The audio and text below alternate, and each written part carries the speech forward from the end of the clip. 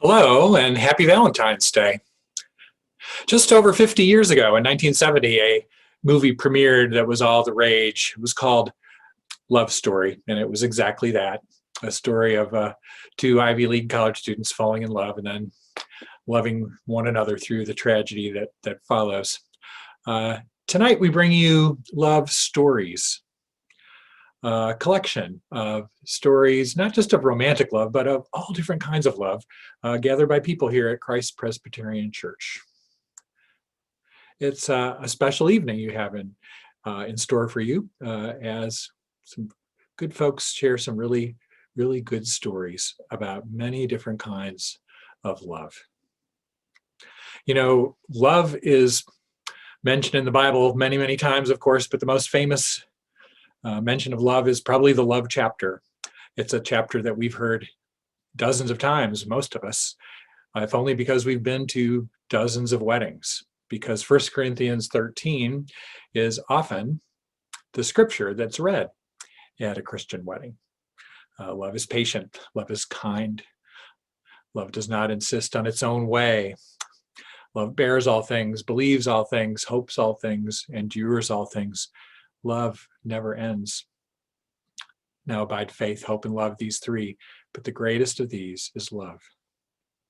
Familiar words, and they're wonderful for a wedding, and they're wonderful counsel for a couple to seek that kind of a love, to ask God to give them that kind of a love to share with each other.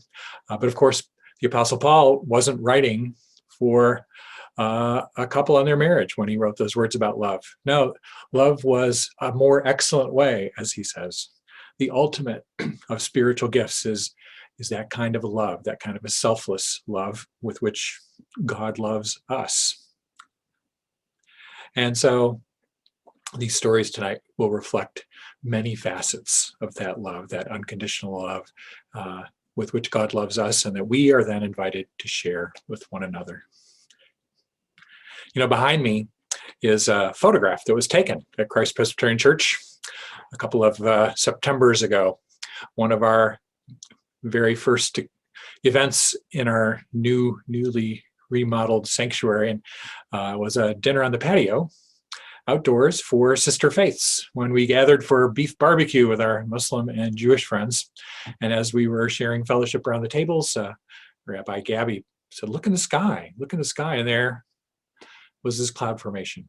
It was only there a little while, but it was like a Valentine in the sky, that sort of looking down on that gathering. And I think that's just one of the many ways that I've seen love happen here in this church. Love reaching beyond the walls of our congregation to others, with Sister Faiths, with our Jewish and Muslim friends, with our asylum family, with the people, men, women, and children who don't have a home, whom we welcome to our campus every year. All the ways in which we reach out to those around us who are in need with a very tangible kind of a love. And then there's the way in which we love one another. You know, in every life a little rain must fall, it says, but sometimes a lot of rain falls. And I've seen countless times where you have reached out to one another in love, to love one another through the difficult times. Sometimes there are things that can't be fixed, but we love each other through them, and hold on for dear life, because life is dear. And so we hold on to one another with love. And then, of course, there's the joy of loving each other's kids, and watching each other's kids grow up, and being blessed by them, and being a blessing as we all share this journey of life. So there are so many ways in which folks here at CPC both express and experience love. And tonight you're going to be hearing about a number of those very special and very personal experiences of this love God's given us to share. You know, Clint Black, the country western singer, who always wears that black hat, he has a song about love where he talks about love isn't just the way we feel. Love isn't just the words we say. Love is something that we do. Finally, in the end, love is something that we do. It's something we act, something we we reach out to one another with love. Love is something we do. And so now, without further ado, stories of love stories from our Christ Presbyterian Church family. I fell in love with Doug the first time I heard his voice. We were at a party with some of our friends. We were in our 20s, and we were playing Murder in the Dark. And from across this dark room, I heard this male's voice saying something clever and insightful and funny. And I just knew I had to meet this man. So when the game was all over with, I asked my friend, who's the new guy? And she said, oh, his name's Steve. Now, the most bizarre and amazing part of this story was my very first thought was, Steve, I always thought I'd marry someone named Doug. I guess I was wrong. Well, thankfully, it turns out I was right. Happy Valentine's Day.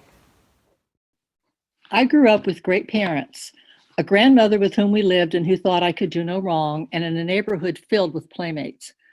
Nevertheless, something was missing: siblings. As far back as I can remember, I wanted a brother or sister.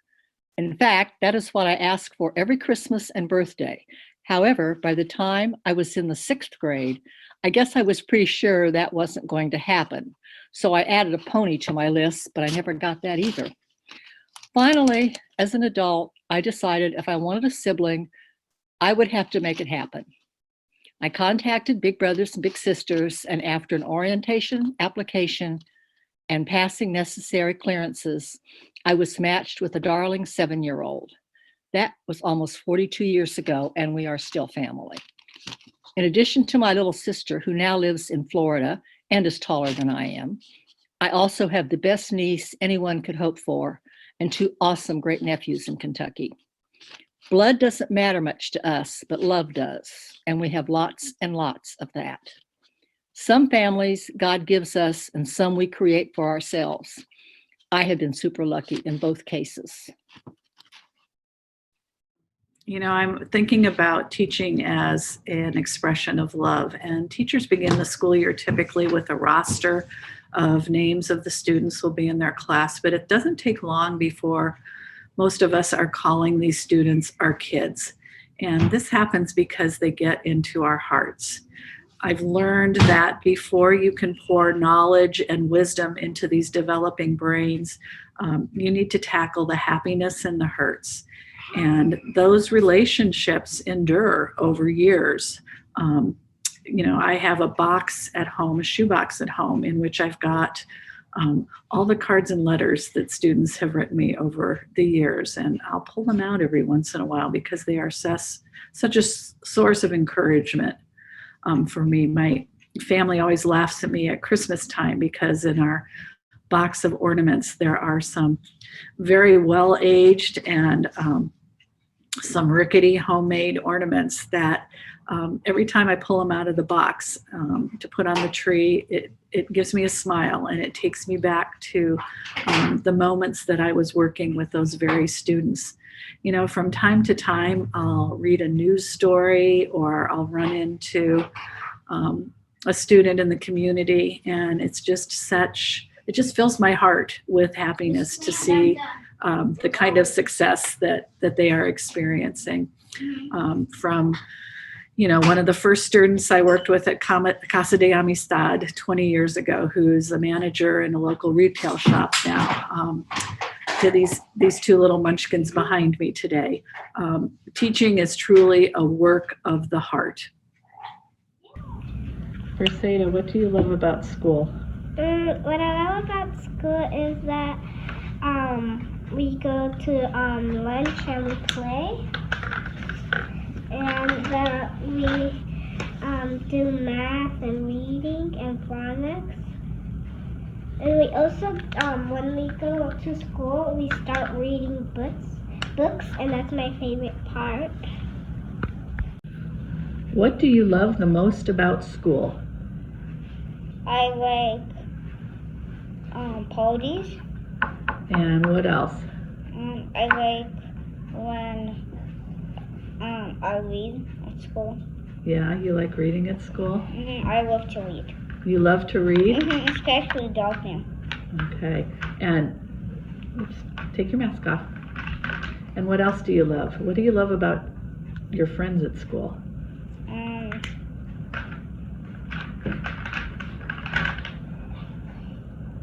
I play with them.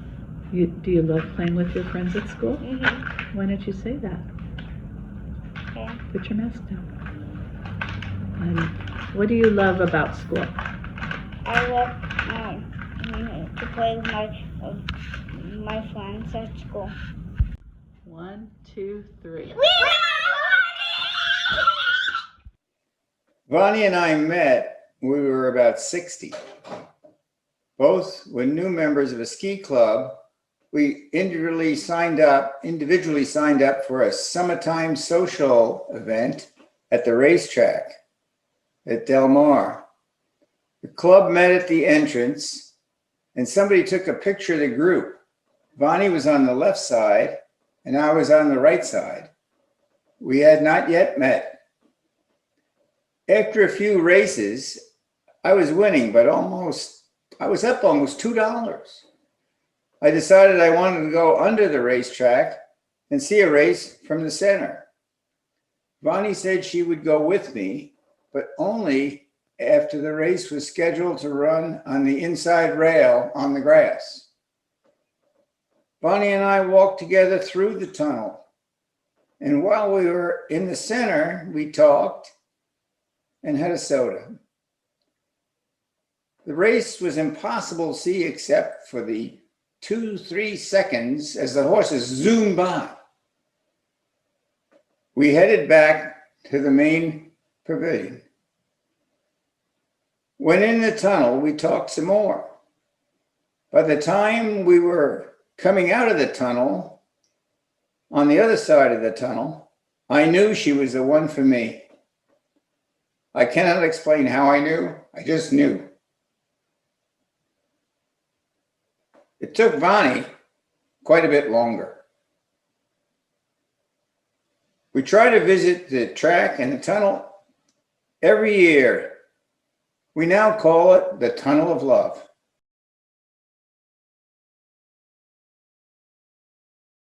I love my dog George so much.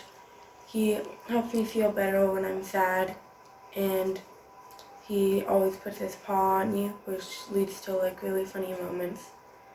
And I have so many fun memories with him, and I'll never forget him. Hello, everyone. Good to be here today with all of you in the way that we are these days. Gosh, I had so many thoughts about different stories, but one of our favorites is about our eldest son, Chris, when he was born in the church we were serving back in Western Pennsylvania. It was a very large congregation, and they were so loving and happy for us and for them when he was born, when all our kids were born. But with our firstborn, I was extra protective and a little anxious about taking him out and around people. So it took me a while to brave the church setting, but our first outing, Chris and I, was to a big salad luncheon that the church held every year. The women's organization held that as a fundraiser, and it was one of the biggest fundraisers they had. So people from all over the community were there, not just our church family, but people we didn't know, but it was a wonderful, huge gathering. So I come into the room with our little baby boy, and of course, he's beautiful, as all our kids were, and everyone wanted to see him, and I was holding him protectively. And then one of our good friends came over and said, could I just hold him for a minute? And I thought, okay, I trust this person. I know her well. She has children of her own. So I handed over our little baby boy. And then someone started talking to me. And so I was visiting for a moment, but very quickly I turned around to see, wanted to see Chris in our friend's arms. And he was not in her arms, and she was standing there talking to someone else, and there was no baby there. And I kind of panicked, and So my eyes are darting all around this huge room that we're in, like a big fellowship hall, and which was just packed with people.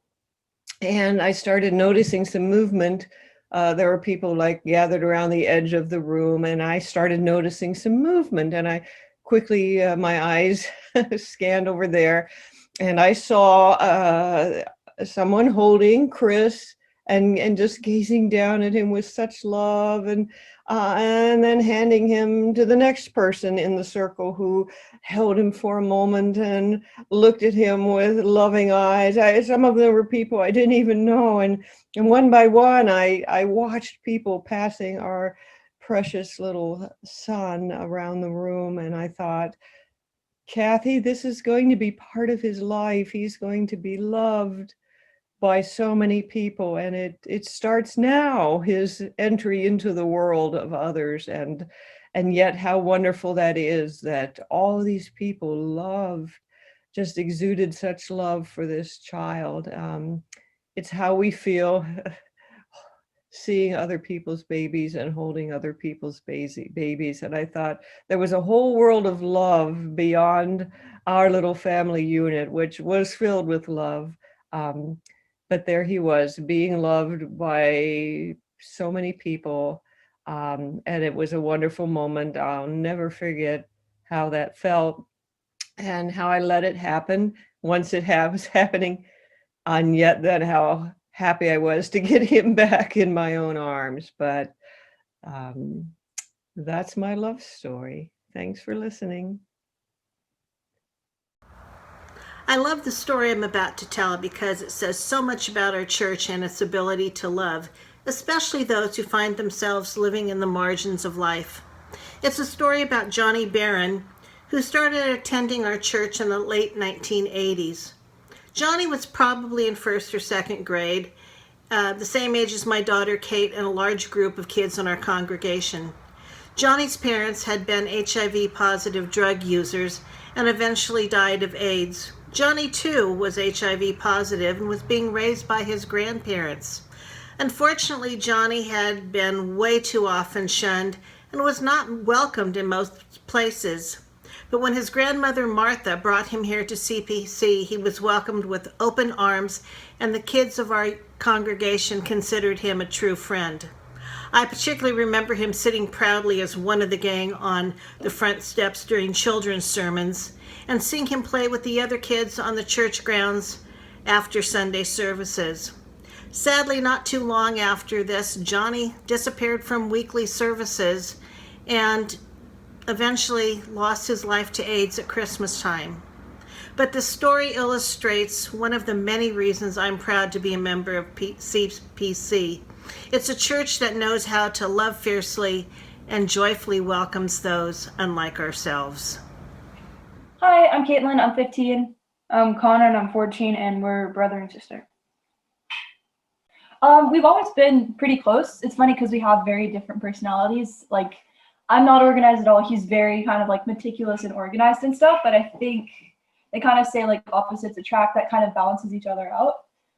When we go on stuff like family vacations, the two of us end up doing a lot of stuff together because we're close enough in age that we're more like friends. Yeah, like if we're bored or something, we'll just, I don't know, walk the dog or just do something outside. Yeah, stuff like that. During COVID, we've been doing like bike rides a lot together, going to places just to get food or just to get out of the house. And it's kind of nice having someone your own age around that we fight sometimes, but it's not like, I mean, every sibling ends up fighting at one point or another, but I don't think it's not often. It's not often. It's never super serious. Yeah, we've always been pretty, like, we've never really worried about fighting a lot. We've always been pretty close. And both of our parents have kind of commented on that a lot. They're like, oh, it's really nice that you guys aren't continuously arguing all the time. We try. And yeah, we do have friends that have siblings that fight a lot, and they always like talk about how they never agree on anything. So, and so it's kind of nice we don't have that. Yeah. All right. I think that's probably it. Happy Valentine's Day, everyone. I hope everyone has a great weekend.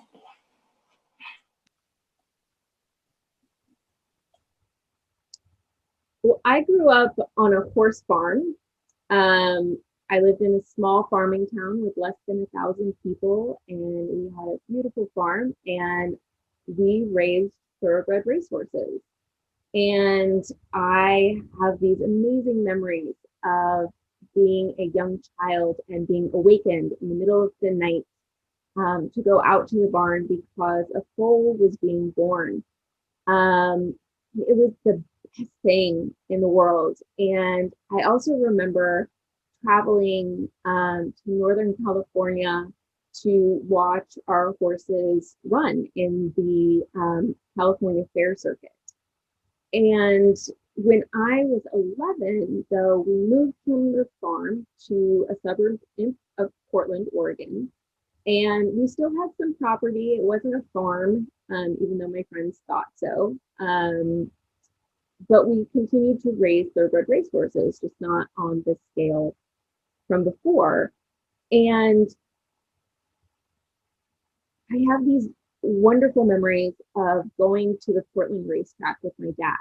We would go on Sundays after church, and it was really just a very special bonding experience with my dad.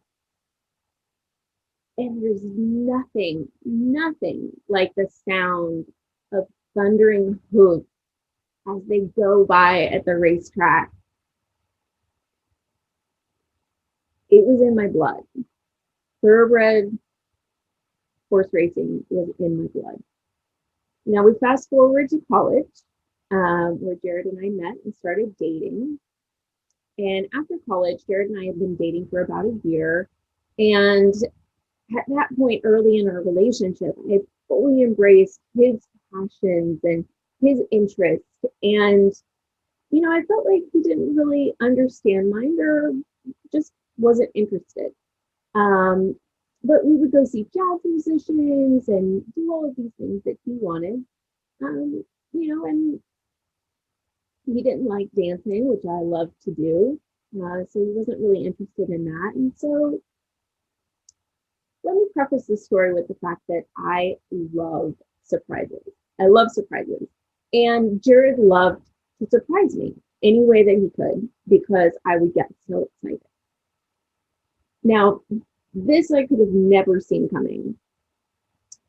I invited Jared over to watch the Kentucky Derby, which is their first race of 3 races in the Triple Crown. It's a very important horse race if you've never seen it. So the Triple Crown is made up of the Kentucky Derby, which is in Kentucky, and then the Preakness, which is in Maryland, and then the Belmont, which is in New York.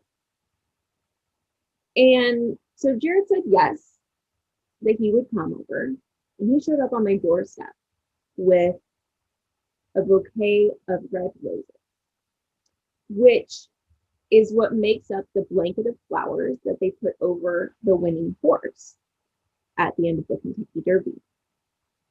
I thought that it was so thoughtful for him to do that. A few short weeks later, I invited him to come over and watch the Preakness. And again, he said yes, and I was excited.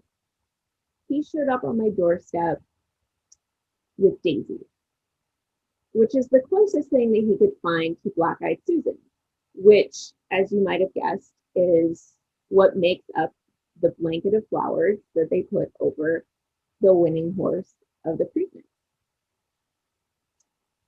I was impressed. He looked that up all on his own. Finally, I invited him to watch the final leg of the Triple Crown Belmont Stakes. And he said yes. And he brought white carnations in this beautiful hand-painted vase. Now you probably guessed it, white carnations are what makes up the blanket of flowers that they drape over the horse that has won the Belmont Stakes. He had taken time to research each of these races, each of these blankets of flowers, different races, to surprise me, each appropriate to the individual race. I felt so incredibly good. Grandparent love. I'm going to start this off with a picture of Cora reading her favorite book by her favorite author, Kathy Bostrom.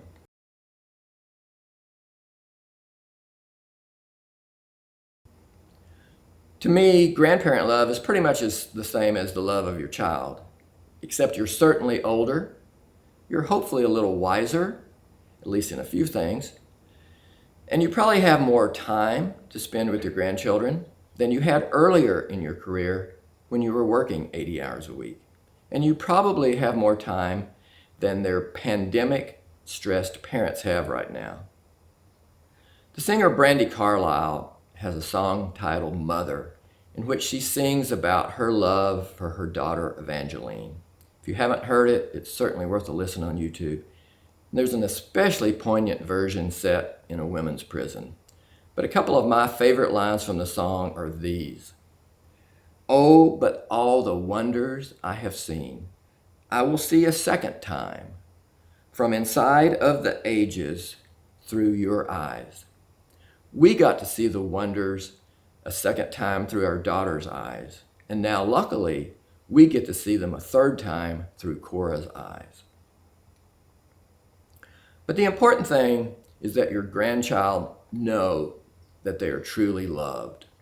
When JJ was very young many years ago, Marcia and I heard a quote that we took as our mantra, and we've tried to live every day since then. It's commonly attributed to Toni Morrison, but I'm not sure that she was the first one to use it. But it goes like this. The only thing a child truly wants is for your face to light up when they walk into the room. And whether your child is 5, 15, or 50, who wouldn't enjoy that type of affirmation? But sometimes we get so busy doting on our grandchildren, we forget to dote a bit on their parents too. So happy Valentine's Day, Cora, and JJ too. And Cora, soon things will get better, and you'll be able to experience the wonderful world beyond that gate. I've chosen the title of A Little Child Shall Lead Them for my story. It was about 2 years ago into my living alone when the loneliness really came into being. My family, my kids, my grandkids live in other states and are very much involved in their own lives. I made a few trips to visit them, plus my sisters and friends on the East Coast. But except for Christmas and a special birthday celebration, their trips here have been far and few between. And then it happened. My next door neighbors had a baby girl they called Adeline. Excuse me. From day one, Addie and I bonded greatly. She was and is the most precious child. You will not believe that her first word was not Dada, much to his surprise, but Bobby. Her excitement when she sees me just tears at my heartstrings. Before Addie started to walk, I would just go over, stopping at their house so I could visit and see her, or they would bring her over for a visit. But then when she became adept at walking on her own, they would let her come and stay with me for 2 hours at a time. Those visits were priceless. Soon there was more joy in their home when sister Alva was born, but that also brought about a move to a larger house. Although not far away, I truly was shattered. I knew I would miss seeing Addie every day and watch Alva's growing into the sweet toddler she is. We did manage to visit and FaceTime calls, but then came the pandemic. Addie still comes with her mama and little sister, and we can be outside for some time, or we still do FaceTime. But when she comes, she rushes to me and gives me leg hugs and tells me over and over, I love you, Bobby. But the story does not end there. The new couple who moved in had a 1.5-year-old daughter. Sienna is her name. She is as cute as can be, so lovable, and clearly with a mind of her own. She's a busy, busy child. She especially loves it when the ducks, who love my yard and come and visit me every day during the springtime. And when they come, she loves to come over and run around with them. Our time has to be restricted now, but we manage to catch one another across the front lawn and over the fence chats. And believe it or not, just 1 week ago, another baby girl arrived. Oh my, God is so good. These 4 have shown me there are so many ways to overcome a lonely life. And I am so grateful to their dear parents for making that possible. I have so much love for all of them. They are truly God's blessings. Thank you. The Marine Corps sent our young family to Kaneohe Marine Corps Air Station in Hawaii in 1963. And in the summer of 1966, Charlie, a very young captain, was sent to the air base in Da Nang, Vietnam, for a 13-month tour of duty. And this was our first deployment. He'd been in the Marine Corps 9 years, and he'd never been gone more than about 3 weeks. There was no internet, of course, no cell phones, and the US mail was our only means of communication. There were occasional phone calls forwarded by shortwave radio operators, 2 sets of them, and who flipped the switches when one of us said over. Reception was not generally the best, and the frequencies of those calls was spotty at best. More than once, the ham operator said, "He said he loved you, ma'am," as we signed off, and we had lost the connection. We had 3 children by this time, Mark, age 6, Cindy, age 4, and Dawn, our daughter, age 2, and we lived off base in the town of Kailua. I had opted to stay in Hawaii rather than move near either set of grandparents in California or Iowa. We had very caring neighbors. We had a cadre of caring church friends, and I was a volunteer social worker at the Navy Relief Society 1 morning a week. All of my Marine Corps wife friends, when their husbands were deployed, because they were deployed individually at that point, when they were sent to Vietnam from Hawaii, they all moved back to the mainland because at that point in time, the government wouldn't let them stay on base housing. I love to swim, and in high school, I learned water ballet.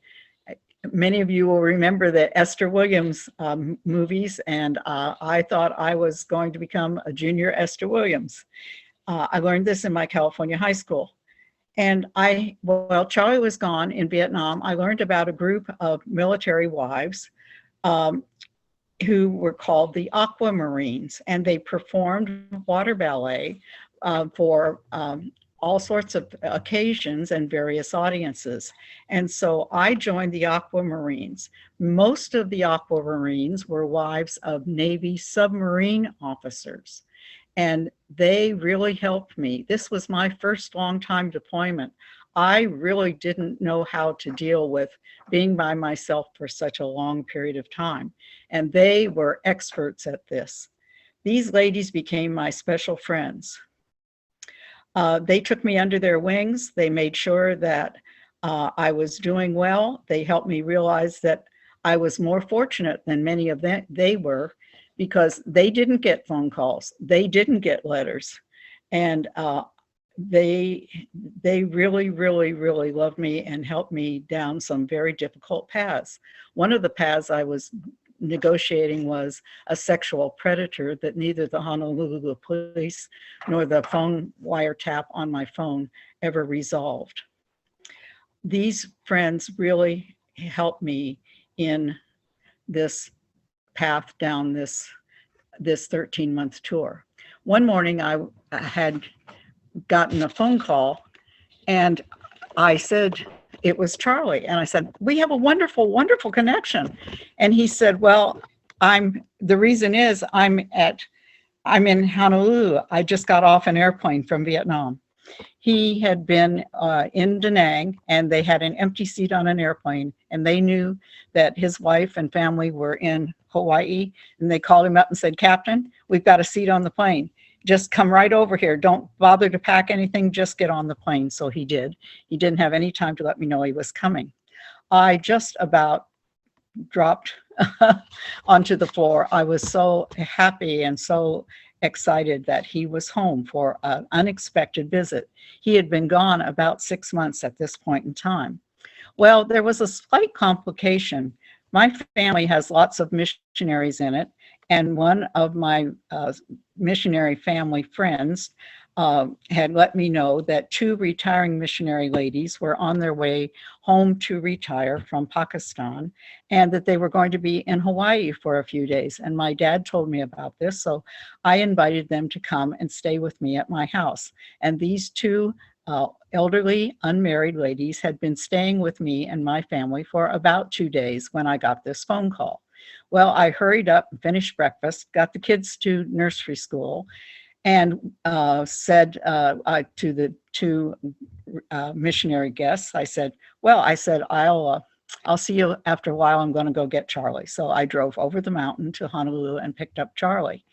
And we weren't going directly home. And he said to me, why are you not going directly home? And I said, well, I've got to go through the aquamarine practice and let them know that I can't swim today. And no cell phones, but I needed to be accountable. So when I got to the pool, Charlie said, well, I'd like to see you swim. So I actually did the practice while he sat on the side of the pool. And so that we finally got home just about lunchtime. And there on the dining room table was a very prominent note, and there were no little retired missionary ladies waiting for us. The note said, we've gone to a hotel. Have a good time. Thanks for your hospitality. So the love that those ladies showed, the love that the aquamarine, the submarine wives showed to me during that period of time was a real blessing and a real Valentine story. Thanks be to God for those sorts of friends. And hopefully I was helpful to some of my submarine wives when they were having difficulties.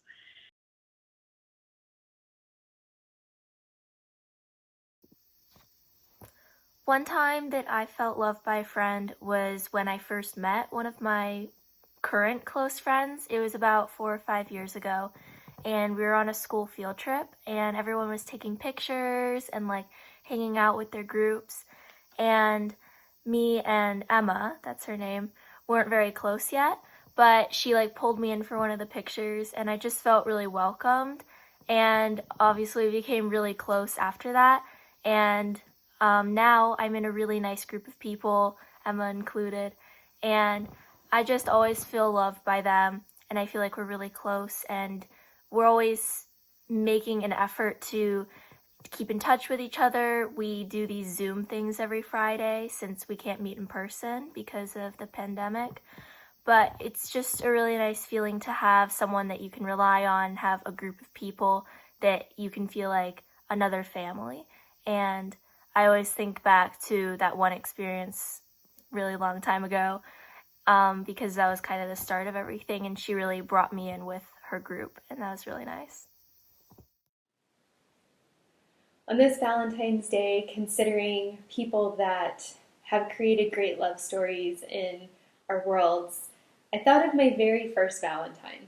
My very first Valentine was my mom. My mom has always made sure that for the last 40 years, no matter what, there was going to be some kind of Valentine, both for me and my brother. We would always wake up on Valentine's Day to cards and some sort of special treat. And when we got older, it was a very special treat, especially when we were in college. We usually got cash, so that was always really special. But it's never lost on me the thought that she puts into holidays, birthdays, but also every day. My mom is somebody that I talk to almost every day, and at the end of all of our phone calls, no matter how hurried we are, if the conversation doesn't end on the best note, it's always guaranteed to end with "love you." And so the person in my world that represents such great, great love in my life from the very first day until now has been my mom. So happy Valentine's Day to everyone out there, especially my mom. Hi everyone, it's Sierra, and this is my Valentine I made for Mommy in school today. Hi, it's Elise, and I'm going to read about loving well. February is the month of love. We declare our admiration for those around us with letters, stuffed animals, flowers, and heart-shaped everything. These are fun ways to show love to those close to us. Harry Chapman, author of The 5 Love Languages, identifies 5 general ways that humans express and experience love, which he calls love languages. They are physical touch, words of affirmation, quality time, gifts, and acts of service. It is important for us to discover how those close to us speak love. Words of affirmation. Those who perceive love through words of affirmation value verbal or written words of encouragement. Say, "I love you," praise their efforts, remind them of how their uniqueness is a gift. Building confidence in others is an act of love. Quality time. Those who desire quality time as a way of receiving love want to feel that you are present when you spend time with them. Make sure you are making eye contact, your phone is put away, and your body language conveys to them that you wouldn't want to be anywhere else. Acts of service. This love language is for people who believe actions speak louder than words. Acts of service don't have to be grandiose. They can be small gestures like having a snack, preparing for them when they get home, or helping them with a project. These are things that can be done for both individuals and for our world. Gifts. People who speak love through gifts feel known and valued when people give them visual symbols of love. As Chapman calls it, it's not about the monetary value, but the meaningful thought behind it. Something as simple as leaving a treat in a lunchbox or bringing home a book you know they would like says, "I was thinking of you because you matter to me." Physical touch. Physical touch as a love language is received through the feeling of warmth and comfort. This person will know they are cherished and cared for when you make the effort to express your love by sitting close, holding their hand, and dishing out lots of hugs. Here's my challenge for you. Find out what your people's love languages are and then practice them in your own home. When we love the people that are close to us fiercely, we are modeling how to love humanity. When we feel loved, we can love well. Happy Valentine's Day! So there you have it. An evening of love stories. Ways in which you've experienced and shared this greatest of all gifts. Thanks to all of our presenters for sharing a little corner of your lives, and to David Griffith for doing a beautiful job of editing all this into one presentation. You know, before we close, it's worth thinking about a love story that you've experienced, about a time when you have known love, shared love, received love, known that you were loved. And maybe you'll have the opportunity. I encourage you to take the opportunity in the next day or two to reach out to someone and tell them the story of how you experienced that love that God gives us to share with the person who's involved in that story. I really encourage you to do that. I think you'll be glad you did. And now may the grace of our Lord Jesus Christ, the love of God, and the fellowship of the Holy Spirit rest and abide with you this day, Valentine's Day, and always. Amen. Good night.